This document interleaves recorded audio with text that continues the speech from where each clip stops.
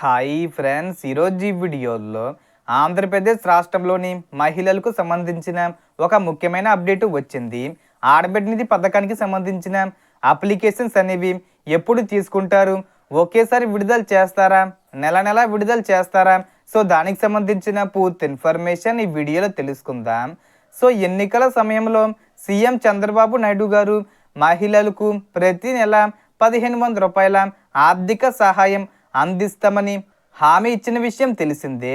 ప్రస్తుతం ప్రచారంలో ఉన్న సమాచారం ప్రకారం నెలవారీ చెల్లింపులకు బదులుగా ఒకేసారి 18,000 రూపాయలు ఇవ్వచ్చని, అంటే మనకు చంద్రబాబు నాయుడు గారు అధికారంలోకి వచ్చి దాదాపు 2.5 సంవత్సరాలు అవుతుంది.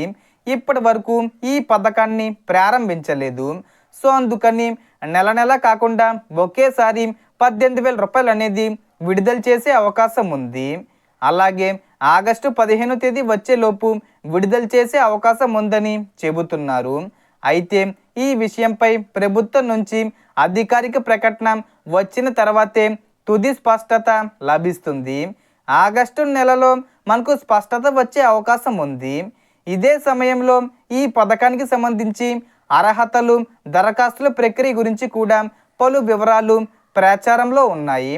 ప్రచారం ప్రకారం 18 సంవత్సరాలు పూర్తయి 19వ సంవత్సరంలోకి అడుగు పెట్టిన నుంచి 59 సంవత్సరాల లోపు ఉన్న వివాహిత మహిళలు అర్హులుగా పరిగణించే అవకాశం ఉందని చెబుతున్నారు. అలాగే 6 స్టెప్ వెరిఫికేషన్లో అర్హత తప్పనిసరిగా ఉండాలి. కుటుంబంలో 4 చక్రాల వాహనం ఉండకూడదు.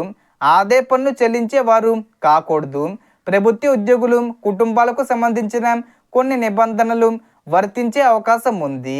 అలాగే ప్రభుత్వ పెన్షన్ పొందుతున్న కొన్ని వర్గాలు కూడా అర్హతకు వెలుపల ఉండవచ్చని ప్రచారం జరుగుతుంది. వ్యవసాయ భూమి, ఆస్తుల పరిమితులు కూడా పరిశీలించే అవకాశం ఉందని సమాచారం. అదేవిధంగా ఆధార్ కార్డు రేషన్ కార్డుతో లింక్ అయి ఉండాలి. బ్యాంక్ ఖాతాకు ఆధారు మరియు ఎన్పిసి సీడింగు పూర్తి చేసి ఉండాలి. ఈకేవీసీ పూర్తయి ఉండాలి. హౌస్ హోల్డింగ్ మ్యాపింగ్ కూడా పూర్తిగా ఉండాలి.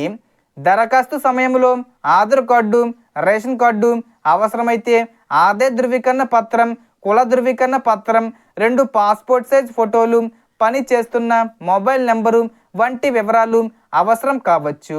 ఆధార్ నెంబరు నమోదు చేసిన తర్వాత ప్రభుత్వ రికార్డుల ఆధారంగా కుటుంబ ఆస్తులు, భూములు, ప్రభుత్వ ఉద్యోగులు ఉన్నారా లేదా వంటి వివరాలను పరిశీలించి అర్హతను నిర్ణయించే అవకాశం ఉందని సమాచారం. అలాగే ఈ పథకం వివాహిత మహిళల కోసం మాత్రమే అమలు చేసే అవకాశం ఉందనే ప్రచారం కూడా జరుగుతుంది.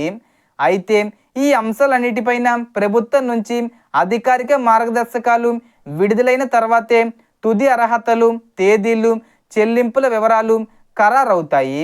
సో మనకు వచ్చిన ఇన్ఫర్మేషన్ ఇది ఫ్రెండ్స్. మీకు ఈ వీడియో నచ్చితే లైక్ చేయండి, షేర్ చేయండి అండ్ సబ్స్క్రైబ్ చేసుకోండి. Thanks for watching.